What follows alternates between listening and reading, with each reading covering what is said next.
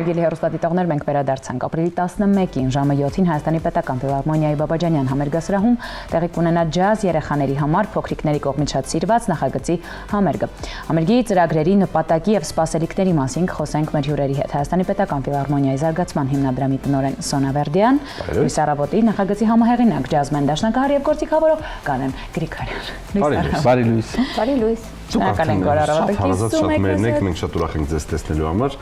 ձեր շքեղ լինելու, դրական լինելու համար։ Շնորհակալ եմ, փոխադարձ Շնորհակալ եմ, շատ լավ։ Հուզառատ, ջերմ խոսքերով եւ վերաբերմունքով հագեցած այն սերը, որի գրողն էի ես ստանալով այս տարիների ընթացքում ձևավորման փուլում, կրկնապատկվեց գիտակցելով, որ զուր չեն այն տարիները, որոնք որ տրվել են ինձ իրենց դժվարություններով եւ լուսավոր ու լավ կողմերով։ Անկնկալ է ձեր հարցը իհարկե։ Մենք շնորհավորում ենք ձեզ եւ շուտով կնշնայից ինչպես կասեն։ Նաեւ մի ներողություն եմ խնդրում իհարկե գնում ենք դեպի ջազ, բայց ես չեմ կարող դեռ այսպես ասած կտրում գնանք դեպի ջազ։ Ես կարող եմ դուրս գալ տաղավարից։ Գնալով ժամանակ անցնում եւ հասկանում ենք, որ ի վերջո ամենակարևորը մեզ շրջապատող մարդիկ են, ներդաշնակցությունն է, հանգիստն է, սերն է, երջանկությունն է, չէ՞։ Սերը ինձ թվում է ամեն ինչում սերն է, աշխատանքում, ընկերության մեջ, միջավայրում, ընտանիքում, ցանկացած վայրում եւ ցանկացած երևույթի մասին խոսելիս, եթե կա սեր, միանշանակ կա հաջողություն, միանշանակ կան ձեռքբերումներ, զարգացում, երջանկություն, ամեն ինչ ինձ թվում ամեն ինչի հիմքում սերն է։ Շնորհակալություն։ Այն մագնացին դեպի ջազ։ Շնորհակալ եմ, խորոց սրտի, ջազը բարդ եւ իմպրովիզացիոն ժանր է եւ ինչպես է կարողանալու անել այնպես, որ փոքրիկներին այդ ամեն ինչը այսպես դուր գա եւ վարակվեն այդ ամենով։ Նախագիծ, որը 2016-ից գնացինք։ 2016-ից չէ, ներողություն, 3 տարվա նախագիծ է։ Բայց գաղափարը 16-ից։ Գաղափարը 16-ից, որովհետեւ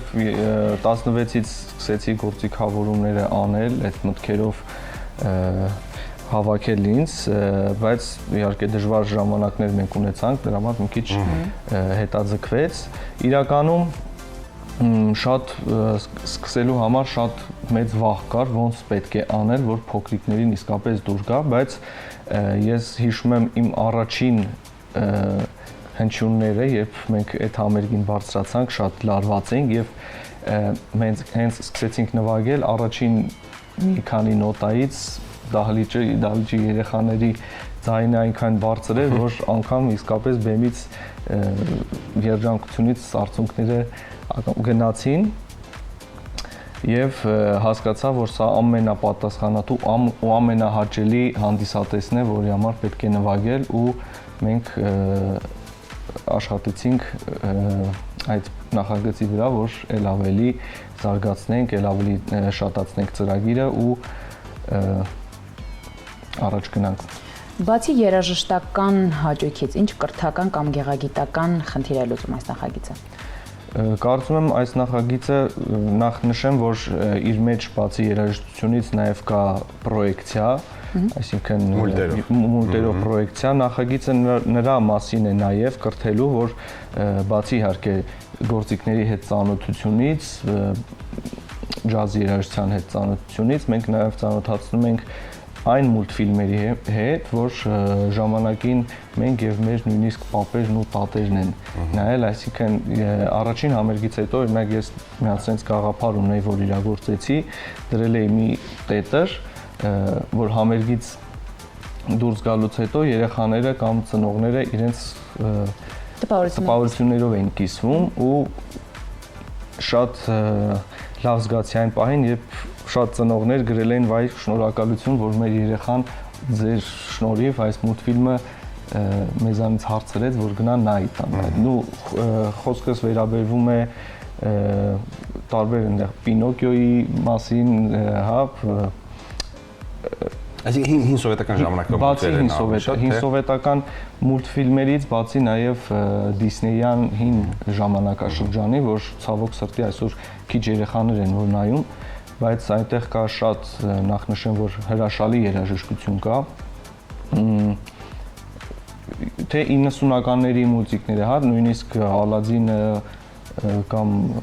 բոլորը գիտեն որպես տարբեր հեքիաթներից, բայց հենց որպես մուլտֆիլմ շատ քչերն են նայում, որովհետև այսօրվա սերունդը ավելի շատ ձգտում է ավելի իշխոր գունավոր մուլտֆիլմերի, իմ կարծիքով շատերը անիմաստել են իրականում, հա, պետք է սովորեցնել նաև, որ կրթվեն նաև հին մուլտֆիլմերի, հին գույների, որովհետև այնտեղ են կարծում եմ գույները, բնական գույները, որտեղ չկա այդ արհեստականությունը ոչ թե հիմա։ Իհարկե, որտեղ կար սյուժե, որտեղ կար պատմություն եւ որը ագրեսիվ ոչ չկար։ Ապրիլի 11-ի համերգի ժամանակ ինչ ստեղծագործություններ են հնչելու եւ արդյոք լինելու են ինտերակտիվ ինչ-որ տարրեր, որոնք երեխաներին կներգրավեն կատարման process-ի մեջ։ Ինտերակտիվ, նայեք, ջազ երաժշտությունը ինքն իրենով, քանի որ շատ ազատ է ու սպոնտան է, ինտերակտիվության մասին ես չեմ կարող հստակ խոսել, որովհետև ամեն համերգին տարբեր է անցնում, նայած շփումը երեխաների հետ ոնց է կատարվում։ Ծրագրային մասով ասեմ, որ մենք ունեցանք այս նախագծով 3 ծրագիր, մի հատ ամերիկյան մուլտֆիլմերի, մի հատ սովետական շրջանի մուլտֆիլմերի եւ իհարկե ամանորյա ծրագիր մենք կազմեցինք, այս անգամ որոշել ենք մի քիչ խառնել տարբեր ժամանակաշրջանների եւ թե սովետական կլինեն, թե ամերիկյան մուլտֆիլմերի, թե հայկական խառնել մի խոսքով ծրագիրը, իսկ ինտերակտիվության համար նշեմ, որ արդեն աշխատում եմ նրա վրա, որ առանձին ինտերակտիվ ծրագիր ստեղծելու, այսինքն որ ոչ միայն ինքը լինի միայն համերգային ֆորմատ, այլ հենց ինտերակտիվ երեխաների հետ խաղալու, միգուցե երեխաների հետ նվագելու, միասին շփվելու, հարց ու պատասխան։ Սա ինչպես է ստացվում, որ դուք հայտնվում եք այս միշտ ֆանտաստիկ նախագծերի կողքին։ Պատահականությամբ, կարծում եմ, որ երևի թե հենց այդ սերն է, որը տալիս է ինձ հնարավորությունները։ Ես իհարկե շնորհակալ եմ այդ հնարավորությունների համար, որովհետև կարծում եմ, որ գտնվում եմ լավագույն վայրերից մեկում այսօր մշակութային։ Ես կուզեի անդրադառնալ հենց ֆիլհարմոնիայի առանձնահատկություններին, եթե դեմ չեք, որովհետև այստեղ հավաքված են իրապես որակյալ երաժիշտներ։ Շատ կարևոր է, որպեսզի վարչական կողմի ներկայացուցիչները ունենան պատկերացում մշակութային կողմի վերաբերյալ։ Մեր կառույցում Հայաստանի Պետական Ֆիլհարմոնիայում այդ ամենը զուգահեռ է արվում, այսինքն այն մարդիկ, ովքեր ղեկավարում են Հայաստանի Պետական Ֆիլհարմոնիան, բացարձակապես տիրապետում են արվեստին, մշակույթին եւ արդեն տիրապետում են նաեւ մենեջմենթին, վարչական ամբողջ կառուցվածքին եւ զարգացումների հնարավորություններ են ստեղծում։ Այս առումով ընտրությունը այն երաժիշտների, այն երաժշտախմբերի, որոնց հետ համագործակցում է Հայաստանի Պետական Ֆիլհարմոնիան, շատ ավելի որակապես բարձր է լինում, որովհետեւ երաժիշտներ են, ովքեր չեն կարող խաբվել միայն որևէ մրցանակի շեշտման վրա, կամ գուցե ինչ որ մեկը ներկայացնի, ասի միջազգային դաշտից բերել ենք այսպիսի երաժիշտ, ուզում ենք ձեզ հետ համագործակցել եւ այդ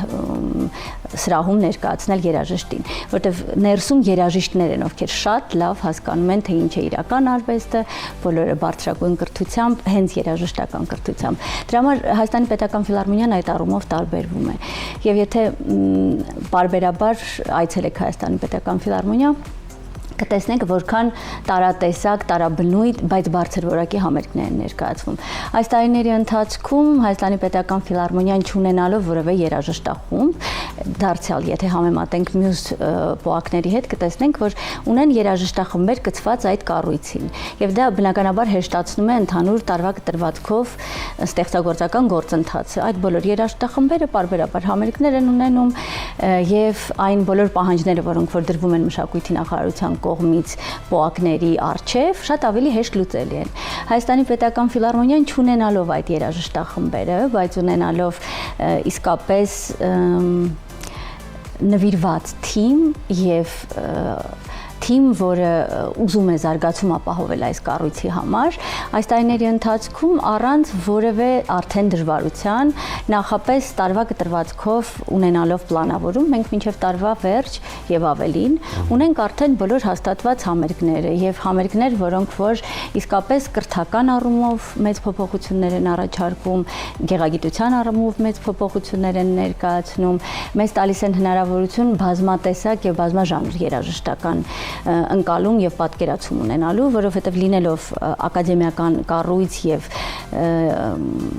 պարբերաբար ակտիվորեն ներկայացնելով ակադեմիական եւ կամերային հիմնականում ստեղծագործություններ, այսօր արդեն շենքը օգտագործում է իր բոլոր անկյունները, այսպես ասած, մենք ունենք արդեն 4 սրահ, որոնք ամեն մեկը թույլ են տալիս տարբեր տեսակի երաժշտական դրսևորումներ եւ ոչ միայն երաժշտական արվեստի դրսևորումներ ներկայացնելու ունենում ենք ցուցահանդեսներ, ունենում ենք գրական երեկոներ, ունենում ենք բանախոսություններ, ունենք փոքրիկ Շուշիկի սրահ, որը որ ակուստիկ առումով իր ֆենոմենալ ստուդիայի հնարավորությունները ձևավորում, ունենք ներքնահարկ, որը ռոքից մինչև դասական ակադեմիական կատարման հնարավորություն է տալիս, ունենք գրադարան, որտեղ կարող ենք նստել, զրուցել, արվեստի հետ անդադար առաջվել, որովհետև երաժշտական գրադարան է ներկայացված են այդտեղ ելույթ ունեցած երաժիշտների ձայնասկավառակներ, ունենք նաև իհարկե մեծ համերգասրահ, որտեղ այնպիսի երաժիշտներ են ելույթներով հանդես եկել եւ իդեպ ամռանը երբ Գերգևներ էստեղ զբոսնում էր Աբովյան պողոտայով, հիշեց, որ դա իր ամենասիրելի համերգասրահներից մեկն է, մտավ եւ շեշտեց այն, որ Երևանում լավագույն ակուստիկ հնարավորությունները ունեցող սրահն է։ Ինչու եմ այսքան խոսում ֆիլհարմոնիայի մասին, որովհետև իսկապես ես շնորհակալ եմ, որ ես այսօր ունեմ հնարավորություն աշխատելու եւ մասը լինելու երևանյան մշակութային կյանքի իրական, իրատեսական զարգացման։ Այս կառույցը այսօր այդ հնարավորությունները տալիս է, չեմ ուզում որպեսզի բարձր խոսքեր հնչեն, բայց սա իսկապես այդպես է, եթե դուք գաք նույն Կարենի նախաձեռնությամբ ներկայացվող համերգին, հաջորդիվ սպասվող համերգներին, իդեպ ապրիլ ջազային ամիս է մեզ մոտ, ունենք համերգ եւ ամսի 21-ին ջազային դարձյալ Քարյակ է ներկայանալու Վագն Հայրապետյանը Նյու Յորքի եւ Երևանի միջև կամուրջներ է ստեղծում ապրիլի 28-ին, գիտենք որ ապրիլի 30-ը ջազի միջազգային օրն է, մենք էլ փորձել ենք ապրիլով մեր պարտքա ջազի հանդեպ, այսպես ասած, կատարել։ Կհամոզվեք, որ իսկապես նվիրյալներ են աշխատում եւ ֆիլհարմոնիան փորձում է ձևավորել կրթված, պատրաստված ունկնդիր, որը մինչ համերգին գալը կծանոթանա ծրագրին, ունկնդիր, որը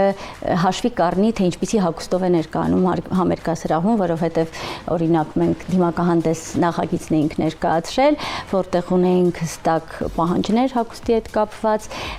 դա աստիճանաբար, գուցե փոքրիկ քայլերով, բայց ձևավորում է մշակույթ, ձևավորում է կրթված հասարակություն, պատրաստ հասարակություն եւ նույնիսկ մեր դպրոցականի ֆիլհարմոնիան, որը ամեն ուրբաթ երեխաներին տալիս է հնարավորություն արվեստին ուղիղ առնչություն ունենալու, ծանոթանալու ժամանակակից արվեստագետների հետ, բոլոր իրենց հետաքրքրող հարցերը բարձրացնելու, սովորելու թե ինչպիսի կեցվածքով, ինչպիսի պահվածքով պետք է ներկայանալ համերգասրահում։ Սրանք բոլորը փոքրիկ մասնիկներ են այն ամբողջականությամբ, որը կոչվում է Հայաստանի Պետական Ֆիլհարմոնիա։ Կարծում եմ մենք էլ ենք, ես բոլոր երաժիշտների անունից կասեմ, որ մենք եւս շնորհակալ ենք Երևանի Պետական Ֆիլհարմոնիային, որովհետեւ իսկապես այնտեղ նվագել է մեծ բավականություն է եւ